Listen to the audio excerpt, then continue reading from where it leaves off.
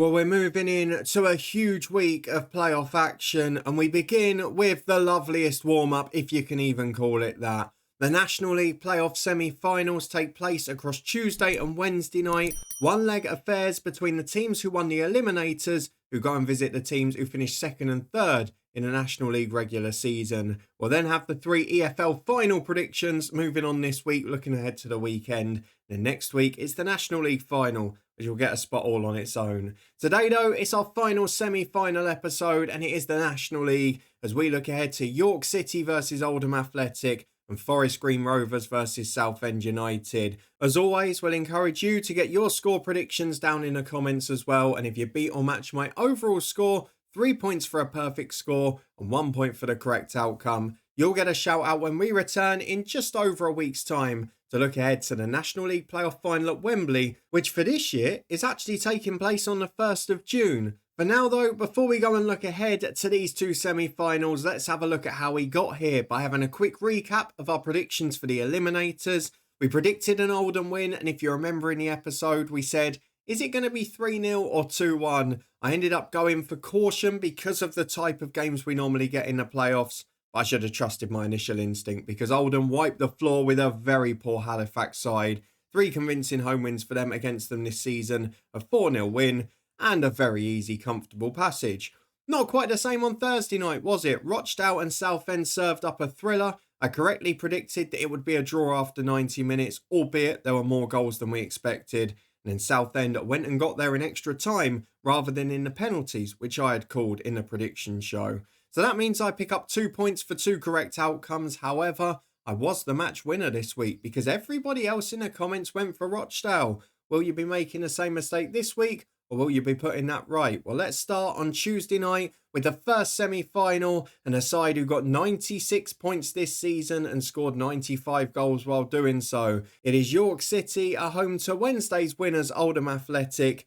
And this is where things get a bit tricky because you've got 2 identical home records this week that are coming up in the home fixtures in the playoffs. York City picked up 52 points from their 23 home games, 16 victories, 57 goals, only 1 less than the champions Barnet, and only 20 conceded as well.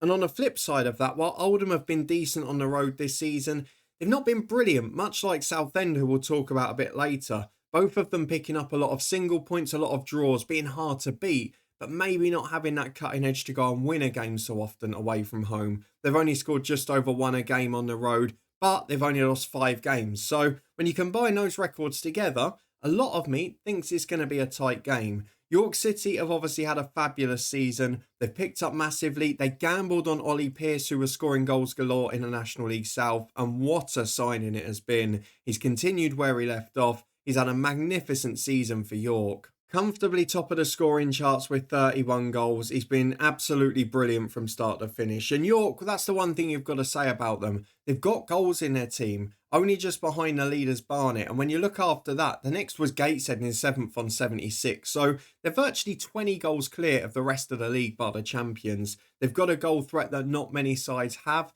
and they've got one that many would envy. And that's going to make them very difficult to beat in this game. On the flip side of that, we know who Oldham stars are. We know the performances they can produce. We saw it against Halifax. We mentioned that Fondop was back in and he scored. Garner got 1 the experience as well. But it was just an all-round really solid team performance. However, they played against a Halifax side that offered very little, if we're being honest. They were so poor on the night.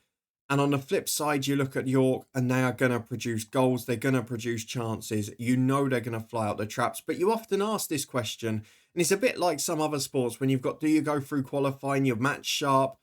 I know we've only had, 2 weeks off, but still it is a little bit of a gap for York City. Is that going to make a difference when we get to Tuesday night? I'm not so sure it will. A lot of me thinks that York are going to be just too strong. They were by far the second best team in the league this year, and they've got quality in their side. And when you look at the head-to-head record this year, that would potentially suggest that too. They won the away game at Oldham, but then actually were held at home, going against the record book a little bit. And that's going to be the thing for Oldham, and for Southend the night after, in fact, is can they be tight enough? Can they keep things steady and avoid York running into the distance with a 2 or 3 goal lead, which we've seen them do against other sides this year?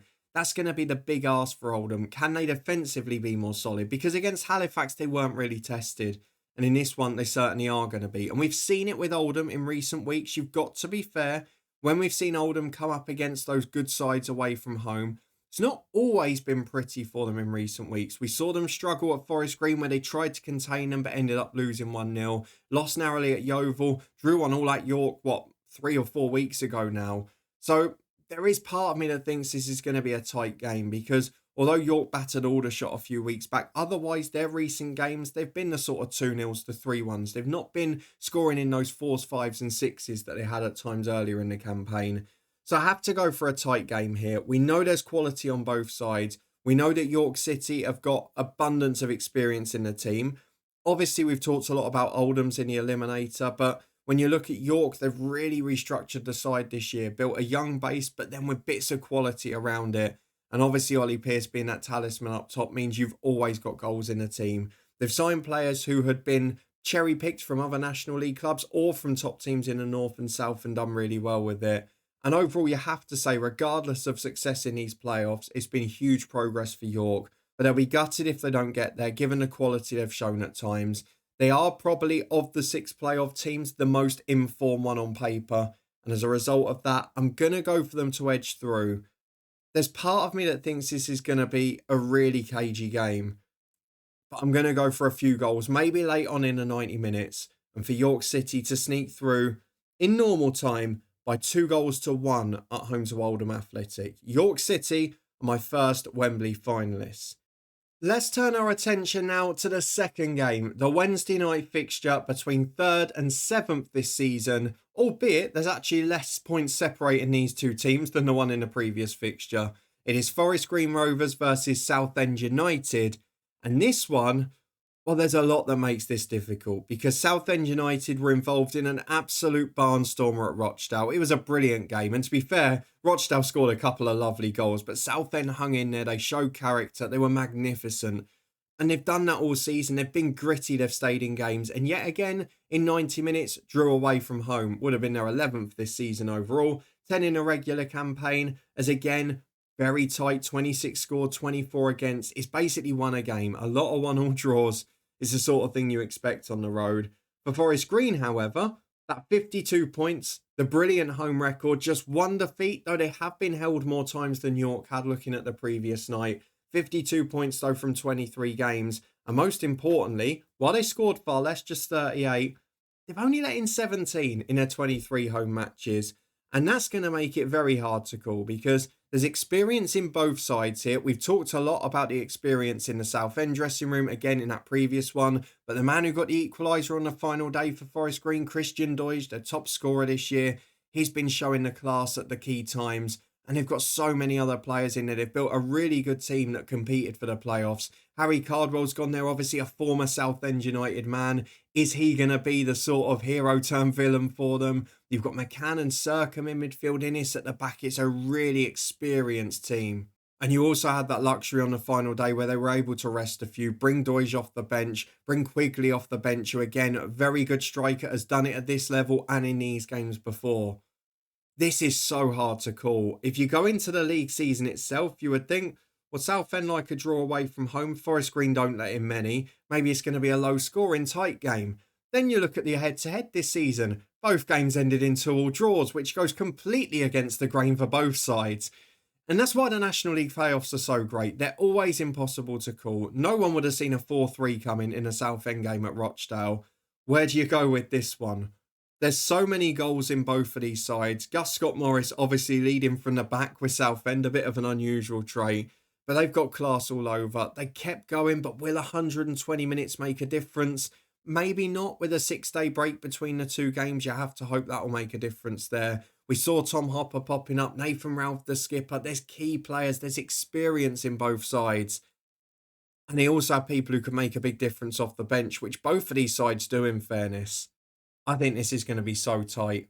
I think I'm going to end up going for the same again here. While I don't think they're going to replicate their 2-2 draws across the season, I am going to go for this one to go beyond the 90 again. I'm going to go for Southend to nick a 1-1 draw at Forest Green over 90 minutes. Then in extra time, where on earth do I go with my prediction? This is where the question comes.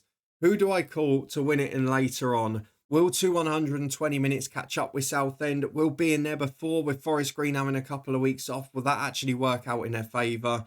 I'm trying to look back to my pre-season predictions as well, what me and Craig went for the league overall. If I have a look at our National League this year, I had Oldham Athletic to win the playoffs, which I've obviously gone against in my semi-final prediction. We both have Forest Green and Southend in there. I genuinely think it's a flip of a coin. I went for penalties in the last one. I'm tempted again here. I think I'm going to go for an extra time winner.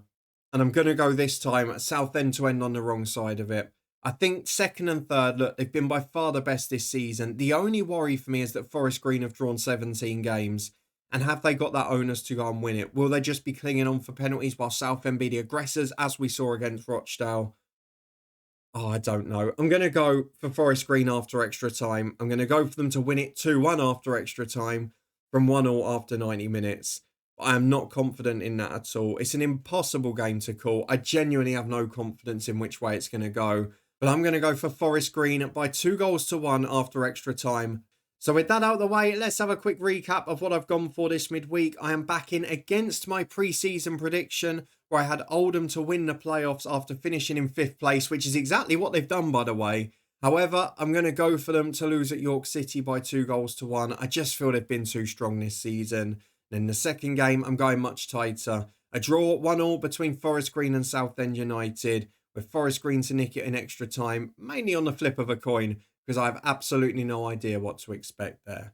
But those are just my predictions for the National League playoff semi-finals in its 24-25 season. Do you agree or disagree? They're so hard to call. I wouldn't blame anyone for going for any of these 4 teams to get through. Any combination, any scorelines, I don't really blame you at all. Let us know in the comments what you're going for, and we'll see how many of you are right or closer than me. If you beat or match my overall score, you'll get a shout out when we return in just over a week's time as we look ahead to the National League playoff final on Sunday, June the 1st. We'll be live 3 or 4 days before that with a video. But before that, this midweek, it is a triple header. The Championship, League 1 and League 2 final previews will all be coming up this week across Wednesday, Thursday and Friday. In the meantime, we may well end up with manager specials. Lots going on in the Championship. I know I missed the Watford one on holiday, but hey, there'll be another one of them very soon. For now, though, thank you very much for watching. Chuck a thumbs up, subscribe, turn that notification bell on, all that good stuff. We've got some treats coming over the summer as well. Thank you so much for watching as always. We'll see you back here in just over a week to look ahead to the final and see whether both of our predictions were anywhere near right.